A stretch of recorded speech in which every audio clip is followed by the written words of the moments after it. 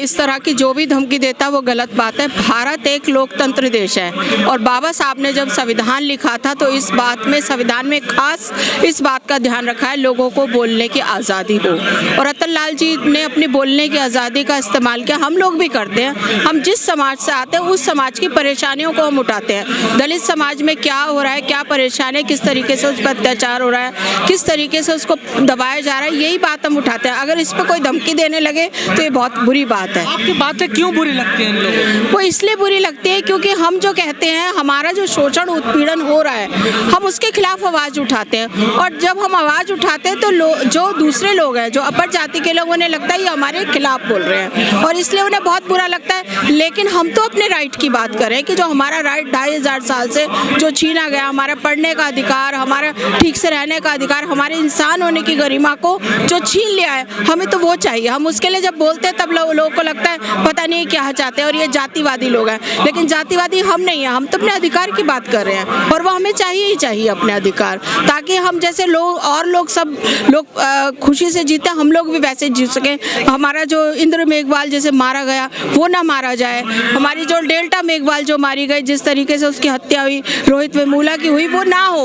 वो बच्चे आगे बढ़ करके आगे आए, वो भी जिस तरीके से इस देश में योगदान दे। हो सकता है जो इंद्र मेघवाल है डॉक्टर बनता, इंजीनियर बनता, डेल्टा मेघवाल एक बहुत बड़ी खिलाड़ी बनती, रोहित जो वेमुला था साइंटिस्ट बनता, लेकिन जिस तरीके से जो दलित आदिवासी और जो हमारे बच्चे हैं ओबीसी पिछड़े समाज के, उनको दबाया जाता है, हम इसी आवाज़ को उठाते हैं तो ये उनको बुरा लगता है। और ये किसी को भी अधिकार है कि जब जिस समाज पर अत्याचार होता है वो अपना बोले। लेकिन आप लोग किताबों की बात करते हैं, तार्किक बातें करते हैं, वो कहते हैं कि हमारी भावनाओं को ठेस पहुंचाते हैं, हमारे धर्म के खिलाफ बोलते हैं। देखिए, हम तो किताबों की बात करते हैं, हमें जो किताबें मिली पुराण है और जो भी है, लेकिन उनको अगर देना है तो तर्क से जवाब दे।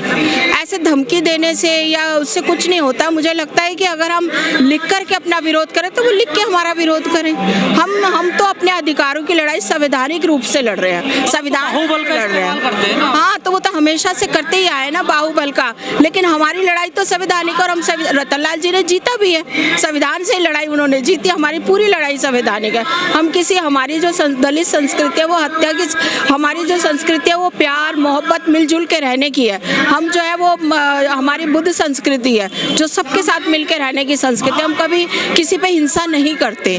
तो और हमारी लड़ाई हमारे अधिकार को प्राप्त करने की लड़ाई संविधान के थ्रू है, हम उसी से लड़ते हैं। और सब देखिए, रतन लाल जी भी संविधान के थ्रू गए, वो जीते इस बात से।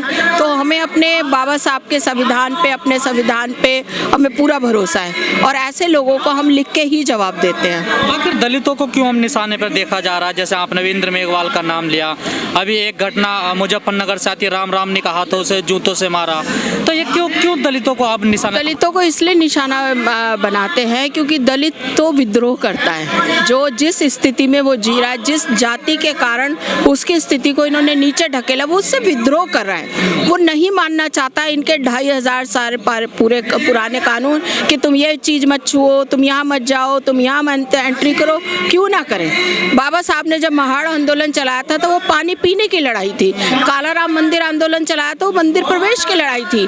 मंदिर प्रवेश की लड़ाई इस सेंस में थी कि वो सार्वजनिक जगह है, वो किसी की पर्सनल बपोती नहीं है, ना नदी तालाब कुएं किसी की पर्सनल बपोती है, वो सार्वजनिक चीज़ है। जहाँ आप जाओगे वहाँ हम भी जाएंगे। ये हमारे, वही मैं कह रही हूँ, हमारे अधिकारों की लड़ाई, बराबरी की लड़ाई, समानता की लड़ाई है, हमारी स्वतंत्रता की लड़ाई है। क्या आप तर्क की जगह है देश में, आपको लगता है? तर्क की हमेशा यहाँ पर मुश्किल तो रही है, लेकिन फिर भी मैं ये कहूँगी कि हमें तर्क से ही लड़ना है। हमें किसी तरह की हिंसा का सहारा नहीं लेना। हमारी लड़ाई तर्क की ही रही है और ये भी ज़रूर है कि तर्क पे कभी कभी हिंसा हावी होती है, लेकिन मुझे लगता है क्योंकि हम बाबा साहब को मानते हैं, उनके अनुयायी हैं और हम संविधान में विश्वास रखते हैं, इसलिए हमारी लड़ाई तर्क से तर्क की है और अधिकार से अधिकार की है। हमारी लड़ाई ये नहीं हम किसी को मार के पीट के कुचल के आगे बढ़े, नहीं। तो एक नई बहस छिड़ गया कि बाबा साहब भी ब्राह्मण थे, बीजेपी के राज्यसभा सांसद। देखिए, बाबा साहब ब्राह्मण नहीं थे, ये सभी जानते हैं और ऐसा कहने में भी बड़ी अजीब बात है। वो इस बात को ये कहते हैं क्योंकि वो बाबा साहब बहुत सुंदर लगते थे, बहुत पढ़े लिखे थे, तो उनको लगता ब्राह्मण थे। क्या ब्राह्मण ही है बाबा साहब ने जिस वंचित समुदाय की लड़ाई लड़ी, जिस तरीके से उन्होंने पूरा, मतलब देखिए आंदोलन जो है वो 20 से उनका काम शुरू होता है और 56 तक काम रहता है। तो वो उनके बच्चे भी इस बीच में, उनके बच्चे भी मरे और वो कहाँ कहाँ गए, भूखे भी रहे, प्यासे भी रहे, उन्होंने तमाम तरह के अत्याचार सहे। तो उनको ये इस तरह की साजिश बनाना कि वो ब्राह्मण थे और ये थे, ये गलत है। आप तो ब्राह्मणवाद के बहुत खिलाफ थे। बिल्कुल, वो ब्राह्मणों के खिलाफ नहीं थे, लेकिन ब्राह्मणवाद के खिलाफ थे। और ब्राह्मणवाद यही है कि दूसरों की चीज पे कब्जा करना, यही तो ब्राह्मणवाद है, दूसरों की मेहनत पे कब्जा करना। तो हम किसी की मेहनत पे कब्जा नहीं करते, हम अपना कमाया खाते हैं, हमारी अपनी मेहनत की कमाई है। बाबा साहब हमारे हैं और वो हमारे क्या है, मतलब पूरे विश्व के हैं वो। तो उन्होंने जो संविधान लिखा, उन्होंने जो काम किए, आज जो बाबा साहब ने जो दलितों की मुक्ति की बात की, वही अश्वेत लोगों की मुक्ति की बात है। भाई मुक्ति तो सबकी है, मुक्ति जो मुक्ति की बात करता है वो सबकी मुक्ति की बात करता है। तो बाबा साहब तो पूरे विश्व के हैं, बुद्ध सब पूरे विश्व। बाबा साहब को छीनने की कोशिश की जा रही है। बाबा साहब को तो हमेशा ही रहा है, लेकिन कभी छीने नहीं गए, वो कभी छीने ही नहीं जा सकते। वो उनके जो काम है वो कोई छीन ही नहीं सकता। अब संविधान उन्होंने लिखा, इसको कौन छीन लेगा? ये तो सच्चे है, संविधान उन्होंने बनाया, उन्होंने लिखा, 3 साल मेहनत की, लगातार कुर्सी पे बैठे रहे, तमाम तरह की उन्होंने अध्ययन किया। उनके जितना अध्ययन प्रिय पढ़ने वाला तो कोई था नहीं, अगर होता तो कोई और बनाता। लेकिन बाबा साहब सबसे ज़्यादा पढ़ने वाले, अध्ययनशील, विद्वान, कितनी तरह की उनके पास डिग्रियां थी। ये बड़े हमारे लिए भी गर्व की बात है कि उस समय जब पढ़ने का अधिकार नहीं था, तब बाबा साहब ने कितनी पढ़ाई की, कितना ज़्यादा उन्होंने मेहनत की, कितना अर्जन किया। कोई करके दिखाए। जो ये कहते बाबा साहब ब्राह्मण है, उस समय तब जो थी उनको बहुत आज़ादी थी, उनके लिए सब तमाम तरह के विश्वविद्यालय और देश विदेश खुला था, फिर भी कोई व्यक्ति उतना नहीं पढ़ा है। बाबा साहब बहुत मजबूत व्यक्ति हैं और हमारे आइकन हैं। तो हमारे आइकन छीनने की कोशिश करते ही है वो तो लेकिन उससे हमें कोई घबराने की जरूरत नहीं है, क्योंकि बाबा साहब को कोई छीन नहीं सकता, वो हमारे दिलों में बसे, कौन छीनेगा। धर्म को लेकर एक नई बहस शुरू हो गई है। जो जेएनयू की बीसी हैं, उन्होंने भी कहा कि शिव जो है वो दलित है, उससे पहले कहा गया हनुमान जी भी दलित है। तो किस तरफ ले जा रहे हैं? देखिए, हमारे बाबा साहब ने तो ये कहा था कि हमें इन चीज़ों से निकलना चाहिए। उन्होंने जब 20 प्रतिज्ञाएं की थी, तो 20 प्रतिज्ञाओं में था मैं किसी देवी देवता पर विश्वास नहीं करता। तो हमें इन बातों से अपना हटना चाहिए हमें, क्योंकि जब हम इन चक्रों में फंसते हैं तो फिर हमारा जो पढ़ाई, हमारे रास्तों में बाधा आती है। तो मैं इनसे हमें निकलना चाहिए।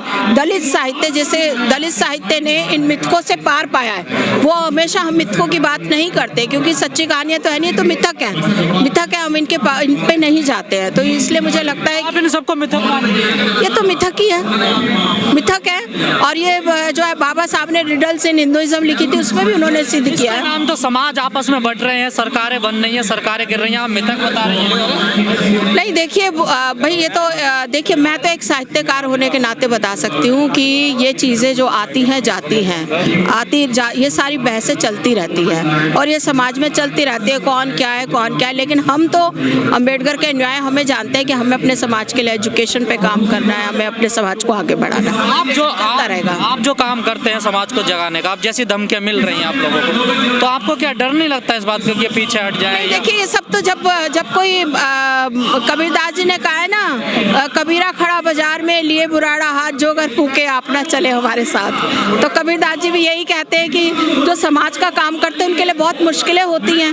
बाबा साहब के लिए 1000 मुश्किलें थी, उन्होंने रोकी थोड़ी वो। तो हमारे लोग भी 1000 काम कर रहे हैं, वो चल रहे हैं। और कौन, अगर भाई देखिए, हमारे देश में इस तरह से जो है संघर्ष चलता है, जाति के खिलाफ संघर्ष चलता है। वो जाति करने वाले लोग, हम जाति तोड़ने वाले लोग हैं। तो ये संघर्ष तो चलता रहेगा, इनसे डरने की, घबराने की जरूरत